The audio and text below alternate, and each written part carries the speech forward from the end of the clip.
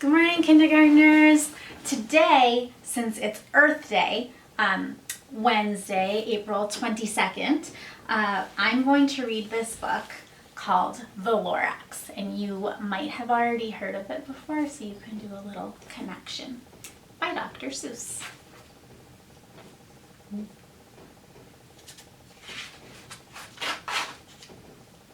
The Lorax by Dr. Seuss.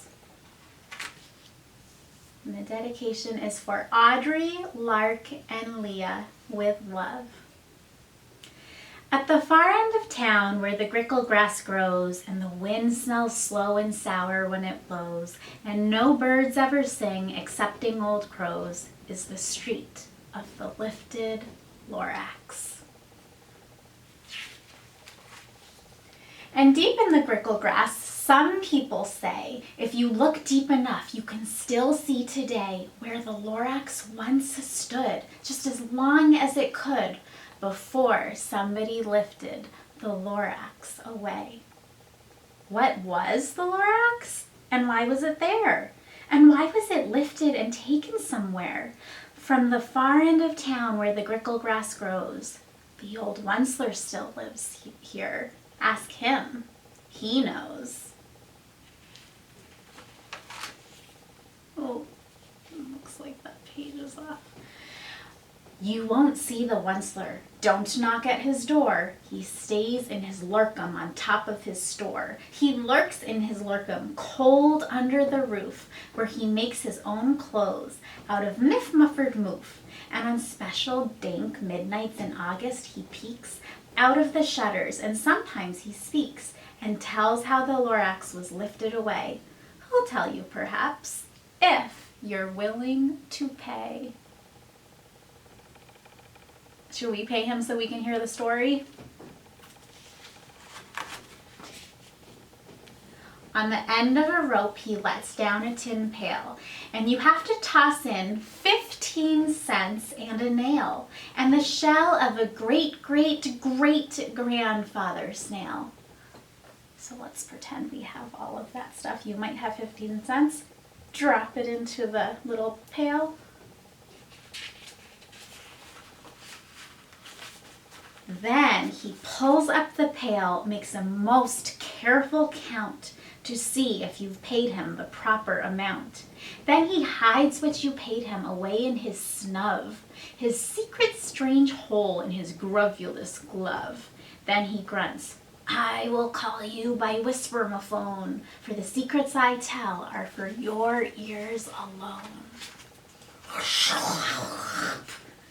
Down schleps the whisper-mophone to your ear, and the old Onceler's whispers are not very clear, since they have to come down through a snurgly hose, and he sounds as if he had smallish bees up his nose. Now I'll tell you, he says with his teeth sounding gray, how the Lorax got lifted and taken away. It all started way back, such a long, long time back. Way back in the days when the grass was still green and the pond was still wet and the clouds were still clean and the song of the swami swans rang out in space, one morning I came to this glorious place, and I first saw the trees, the truffula trees, the bright colored tufts of the truffula trees, mile after mile in the fresh morning breeze. There's the Onceler. And under the trees I saw brown barbaloots frisking about in their barbaloo suits as they played in the shade and ate truffula fruits. From the ripulous pond came the comfortable sound of the humming-fish humming while splashing around. But those trees, those truffula trees. All my life I'd been searching for trees such as these. The touch of their tufts was much softer than silk, and they had the sweet smell of fresh butterfly milk. I felt a great leaping of joy in my heart. I knew just what I'd do. I unloaded my cart. In no time at all, I had built a small shop. Then I chopped down a truffula tree with one chop. And with great skillful skill and with great speedy speed, I took the soft tuft I knitted a thneed. The instant I'd finished, I'd heard a gazump. I looked, I saw something pop out of the stump of the tree I'd chopped down. It was sort of a man. Describe him? That's hard. I don't know if I can. He was shortish and oldish and brownish and mossy, and he spoke with a voice that was sharpish and bossy. Mister, he said with a sawdusty sneeze, I am the Lorax. I speak for the trees. I speak for the trees have no tongues, and I'm asking you, sir, at the top of my lungs. He was very upset as he shouted and puffed. What's that thing you've made out of my truffula tuft?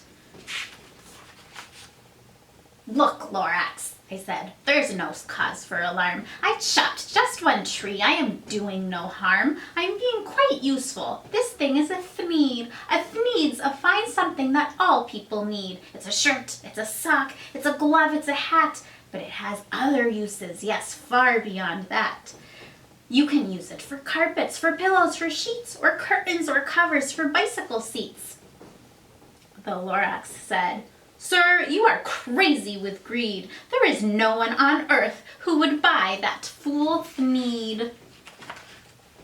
But the very next minute, I proved he was wrong, for just at that minute, a chap came along, and he thought that the thneed I had knitted was great. He happily bought it for $3.98.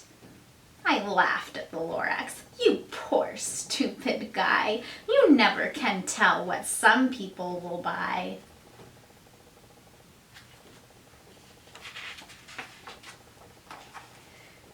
I repeat, cried the Lorax, I speak for the trees. I'm busy, I told him. Shut up, if you please. I rushed across the room and in no time at all built a radio phone. I put in a quick call. I called all my brothers and uncles and aunts and I said, listen here, here's a wonderful chance for the whole Wensler family to get mighty rich. Get over here fast. Take the road to North Nitch. Turn left at Weehawken, sharp right at South Stitch. And in no time at all, in the factory I built, the whole Wensler family was working full tilt. We were all knitting thneeds, just as busy as bees, to the sound of the chopping of truffula trees. There's Lorax. He looks worried. And then, oh baby, oh, how my business did grow. Now chopping one tree at a time was too slow, so I quickly invented my super axe hacker, which whacked off 4 truffula trees at one smacker. We were making thneeds 4 times as fast as before, and that Lorax, he didn't show up anymore. But the next week he knocked on my new office door. He snapped, I'm the Lorax who speaks for the trees, which you seem to be chopping as fast as you please. But I'm also in charge of the brown barbaloots, who played in the shade in their barbaloot suits and happily lived eating truffula fruits.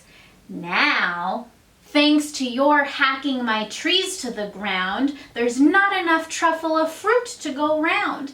And my poor barbaloots are all getting the crummies because they have gas and no food in their tummies. They loved living here, but I can't let them stay. They'll have to find food, and I hope that they may. Good luck, boys, he cried, and he sent them away. I, the Wensler, felt sad as I watched them all go. But business is business, and business must grow, regardless of crummies and tummies, you know. I meant no harm. I most truly did not, but I had to grow bigger, so bigger I got. I biggered my factory, I biggered my roads, I biggered my wagons, I biggered the loads of the thneeds I shipped out. I was shipping them forth to the south, to the east, to the west, to the north. I went right on biggering, selling more thneeds, and I biggered my money, which everyone needs. Then again he came back. I was fixing some pipes when that old nuisance Lorax came back with more gripes. I am the Lorax, he coughed and he whiffed. He sneezed and he snuffled, he snarled, he sniffed. Onceler, he cried with a crofulous croak. Onceler, you're making such smogulous smoke. My poor swami swans, why they can't sing a note. No one can sing who has smog in his throat. And so, said the Lorax, please pardon my cough, they cannot live here, so I'm sending them off. Where will they go? I don't hopefully know. They may have to fly for a month or a year to escape from the smog you've smogged up around here. What's more, snapped the Lorax, his dander was up, let me say a few words about gluppity-glup. Your machinery chugs on day and night without stop, making gluppity-glup, also schloppity-schlop. And what do you do with this leftover goo? I'll show you, you dirty old Onceler man, you. No, you're glumping the pond where the hummingfish hummed. No more can they hum, for their gills are all gummed. So I'm sending them off. Oh, their future is dreary. It's not good. They'll walk on their fins and get woefully weary in search of some water that isn't so smeary. I would not want to swim in that water. And then I got mad. I got terribly mad. I yelled at the Lorax, now listen here, Dad. All you do is yap, yap, and say bad, bad, bad, bad. Well, I have my rights, sir, and I'm telling you I intend to go on doing just what I do. And for your information, you Lorax, I'm figuring on biggering and biggering and biggering and biggering, turning more truffula trees into needs, which everyone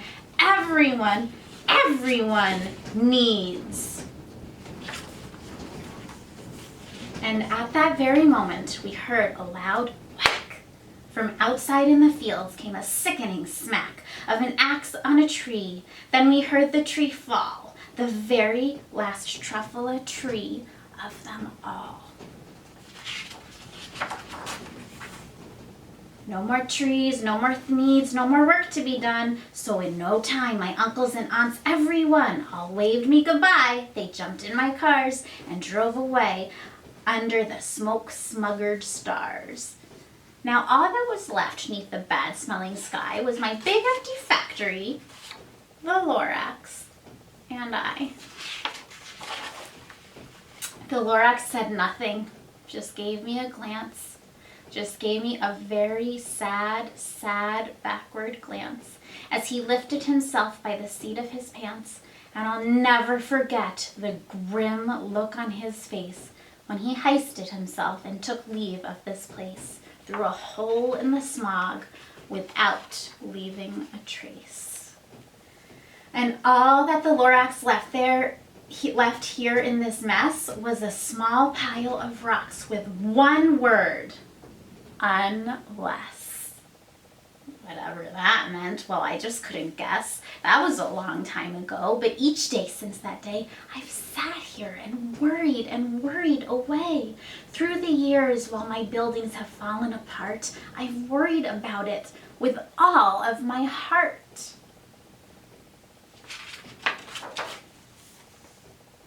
But now, says the Onceler, now that you're here, the word of the Lorax seems perfectly clear. Unless someone like you cares a whole awful lot, nothing is going to get better. It's not. So, get ready to catch. Catch! Calls the Onceler. He lets something fall. It's a truffula seed. It's the last one of all. You're in charge of the last of the truffula seeds. And truffula trees are what everyone needs. Plant a new truffula. Treat it with care. Give it clean water and feed it fresh air. Grow a forest. Protect it from axes that hack. Then the Lorax and all of his friends may come back. The end. I hope you liked this story. It always reminds me to take care of our earth. So I hope you have a good day, and I will see you again soon.